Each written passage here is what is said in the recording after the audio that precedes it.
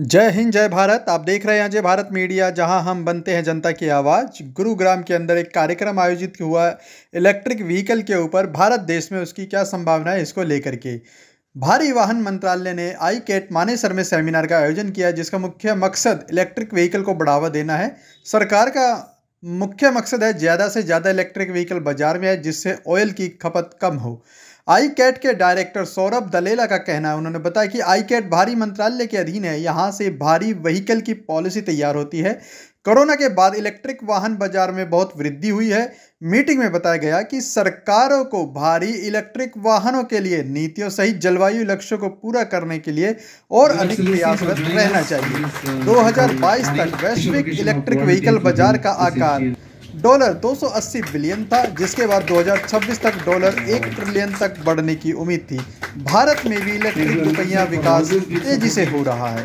Omega के chairman ने बताया कि यह यंग जनरेशन में खासकर महिलाओं को अपनी कंपनी में एम्प्लॉय रखते हैं, जिससे महिला सशक्तिकरण को हम पहले नंबर पर रखते हैं, और दूसरा महिला को अपने काम के प्रति वफादार भी होती है, जिस कारण से उन्हें उनकी कंपनी में एम्प्लॉय रखा जाता है। देखिए खबर। धन्यवाद। जय हिंद जय भारत।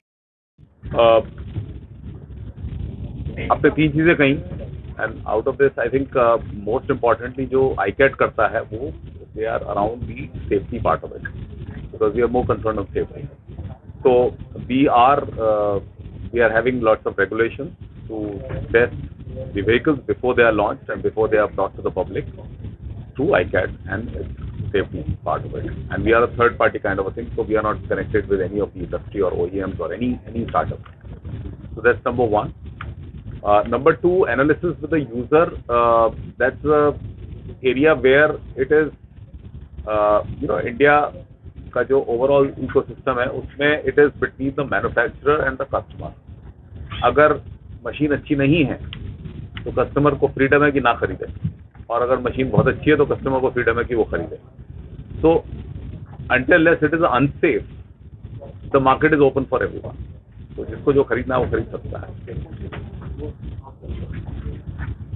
कोई भी चीज हम बनाते हैं मार्केट के अंदर लेकर आते हैं, कोई भी मार्केट के अंदर कोई भी चीज लेकर आते हैं, उसका एक एनालिसिस होता है कि ये कितनी सक्सेसफुल है, कितनी यूजफुल है। अगर मैं बैटरी की अगर बात करूँ, अगर बहुत ज्यादा संख्या में ये बढ़ गया तो इतनी इलेक्ट्रिक कहाँ से आएगी, और जो हैवी बैटरी है उसको चार्जिंग कैसे होगा, ये सब तो मैन्युफैक्चरर को सोचना पड़ेगा। क्योंकि मैन्युफैक्चरर जो बनाता है वो आज के लिए नहीं बना रहा, वो 10 साल आगे की सोच कर बना रहा है। क्या 15 साल का वो स्पेयर को कर पाएगा, प्रचुर कर पाएगा? क्योंकि स्पेयर भी प्रचुर करना होता है। आपने कोई चीज बना दिया, मार्केट में उतार दिया, ये नहीं, मार्केट में उतारने के बाद उसका स्पेयर प्रोक्योरमेंट करना, उसकी सेफ्टी करना, और कितना लॉन्ग रन करेगी, और क्या उसमें यूजर को नुकसान तो नहीं होगा, ये भी आप लोगों ने देखना होता है मैन्युफैक्चरिंग में। इसके बारे में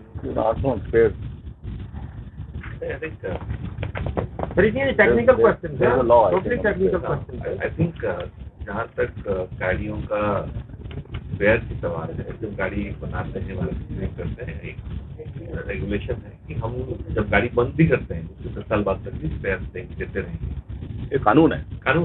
तो जैसे इलेक्ट्रिक व्हीकल है, इलेक्ट्रिक व्हीकल में जो भी OEMs कर रहे हैं, मुझे भरोसा है कि सारे लोग ये फॉलो करेंगे और देश का कानून है। हम जब लाएंगे, हम भी जैसे आज भी IC engine hybrid electric vehicle में हम स्पेयर देते हैं, आगे चलते हुए भी आई थिंक हम लोगों को ये भरोसा देंगे कि हाँ ये चलेगा, इतना साल चलेगा, जैसे आप चलाएंगे किलोमीटर चलाएंगे, उसके बाद आपको पार्ट्स मिलेंगे, कोई प्रॉब्लम नहीं। तो अपना सारे ट्रायल्स करते हैं, लेकिन सरकार को कैसे पता चलेगा कि क्या ट्रायल हुआ? तो उसके लिए संस्थान जैसे ICAT है और भी संस्थान है, ये लोग एक फिक्स्ड नंबर ऑफ टेस्ट हैं, रेगुलेशंस हैं, स्टैंडर्ड्स हैं जो सरकार ने ही बनाए हैं। उनके आधार पर हम लोग इनको टेस्ट करते हैं, और उनके आधार पर हम लोग ये कहते हैं कि ओके, ये गाड़ी भारत में चलने के लिए सक्षम है। चाहे वो गर्मी होगी या सर्दी होगी या बारिश पड़ेगी या कोस्टल है या फिर कोई मिसयूज करेगा गाड़ी को, वो एक अलग एस्पेक्ट है। लेकिन स्टैंडर्ड जो है वो इन सब चीज़ों को मद्देनजर रखते हुए बनाए जाते हैं, और स्टैंडर्ड बन जाते हैं। उसके बाद जब गाड़ी लॉन्च होती है तो सारे स्टैंडर्ड उस पर्टिकुलर गाड़ी के ऊपर चेक होते हैं, टेस्ट होते हैं, और अगर कुछ भी ओके नहीं है तो वो गाड़ी लॉन्च नहीं हो सकती है, और अगर सब कुछ ओके है तो वो गाड़ी लॉन्च हो सकती है। सर अब ये इलेवन बात करें, मिनिस्ट्री से बात करें कि SOP बनाई, SOP कॉपी हमें मिल सकती है SOP? मेरा ख्याल अगर केंद्र सरकार ने इसको रिलीज किया है तो उनकी वेबसाइट पे अवश्य होगी। तो ये तो सभी के लिए है, पब्लिक का है ये डोमेन, और इसमें तो पॉइंट पर आज का सेमिनार के बारे में सर, इन दोनों देखा जा रहा है कि आग लगने की घटनाएं आ रही, खासकर स्कूटर में, और कार में घटनाएं कम हो रही, क्या वजह है?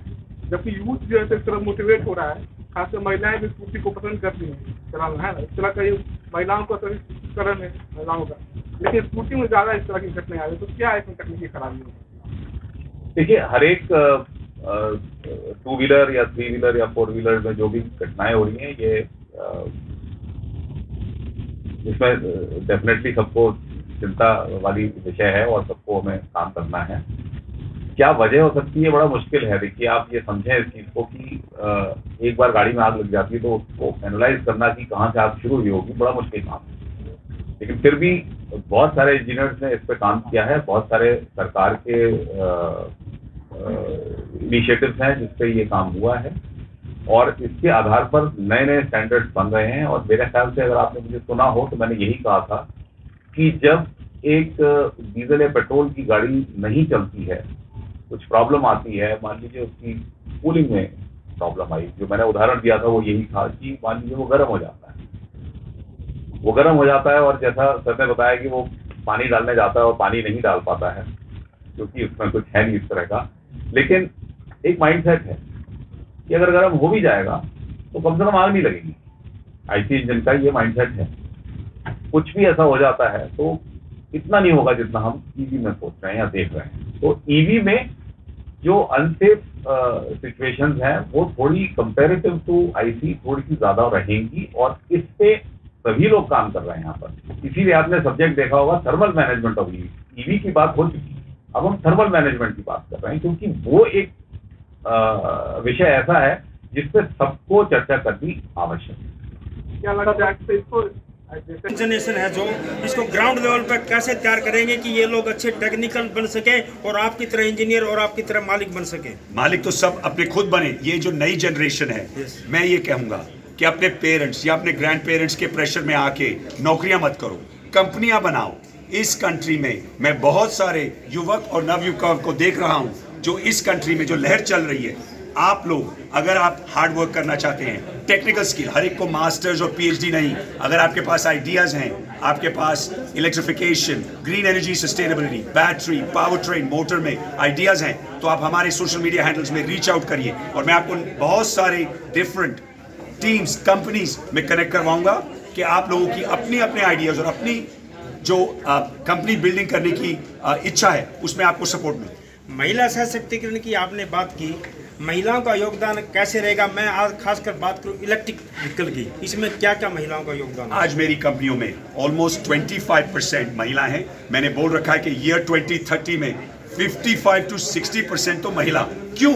इसलिए नहीं कि महिला हैं, इसलिए क्योंकि इनकी प्रोडक्टिविटी, जो हम स्टैटिस्टिक्स डाटा देखते हैं कि लड़के तो इधर उधर घूमते हैं, लड़कियों की जो प्रोडक्टिविटी है और इनको सबको कंपटीशन मिलने वाला है बहुत ज़्यादा इन द फ्यूचर। तो मैं ये चाहूँगा कि ये जो लड़कियां हैं और जो महिलाएं हैं, उनके जो आइडियाज़ हैं वो अब अपने घरों से निकल के एजुकेशनल, इतनी ज़्यादा आज की एडवांसमेंट हो गई है, जितनी इक्वलेंट हमारे लड़के हैं उनकी ही हमारी लड़कियों के लिए होना चाहिए। और ये देश अगर 3rd लार्जेस्ट इकोनॉमी बनेगा, इनका योगदान बहुत ही इंपॉर्टेंट है। सर मैं बात करूं महिलाओं की, मैं देख रहा हूं कि अभी मैं इंडस्ट्रीज का अगर फिजिकल सर्वे करूं तो सिर्फ 5% महिला ही इंडस्ट्रीज में काम कर रही हैं अभी भी। वो क्यों नहीं कर रही? क्योंकि सेफ्टी नहीं है। बाथरूम्स की बात हुई अभी, ड्राइवर्स की, ये पूरा कल्चर चेंज है। देखिए सर, हम इस पे काम कर रहे हैं, आप कभी आइए, हम आपको दिखाएंगे और आप ये कहेंगे कि इस दौड़ में टाइम लगेगा, लेकिन बहुत सारी कंपनियां इसमें लगी हुई हैं। सर अभी जो चेंज आ रहा है, जो पिछले 3, 4, 5 सालों वर्षों में चेंज देख रहा हूँ, वो पूरे पिछले 10 सालों में, क्या 3-4 डेकेड्स में नहीं हुआ। तो सर टाइम चेंज हो रहा है। आप इसके ऊपर आप देखिए, और कंपनीज जो कर रही है अनाउंसमेंट, उनको फॉलोअप करिए, आप इन्वेस्टिगेटिव रिपोर्टर बनिए और फिर आप एक्सपोज करिए। लेकिन हम इस पे काम कर रहे हैं, आप कभी आके देखिए, बनाएंगे।